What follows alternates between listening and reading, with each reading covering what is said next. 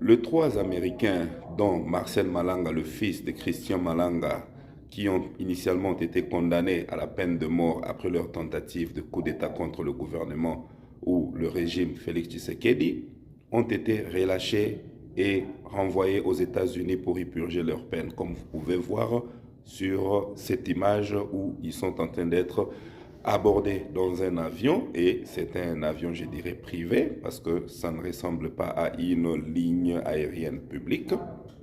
Et peut-être les officiels américains, je ne sais pas s'ils sont de l'ambassade ou bien ils sont venus des États-Unis pour le récupérer, mais sinon, les informations, en plus de détails, nous parviendra bien sûr avec les heures qui arrivent. Mais, comme on l'avait dit, c'est vraiment difficile qu'on puisse exécuter la peine de mort en République démocratique du Congo, surtout quand il s'agit des expatriés et surtout des citoyens américains.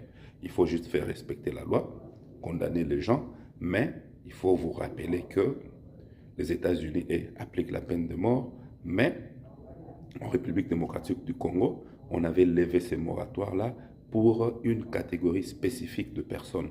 Parce que même quand je vois le ministre de la Justice dire que non, voilà, vous serez condamné à mort, on va vous exécuter, tout ça, je me dis parfois, bon, il peut le dire peut-être pour faire peur, mais quand on a levé le moratoire, c'était bien pour les gens qui fuient la guerre et pour un autre groupe d'individus. Là, vous pouvez le mettre dans les commentaires.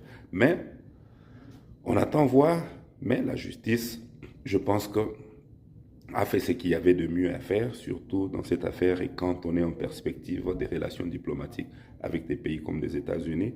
Le procès, nous avions vu comment ça s'est passé. Le coup d'État, nous savons comment est-ce que ça s'est passé et nous savons comment est-ce qu'un vrai coup d'État se passe. Alors allez-y comprendre, parce que je peux vous garantir, la plupart des Congolais ne croient pas à cette tentative de coup d'État.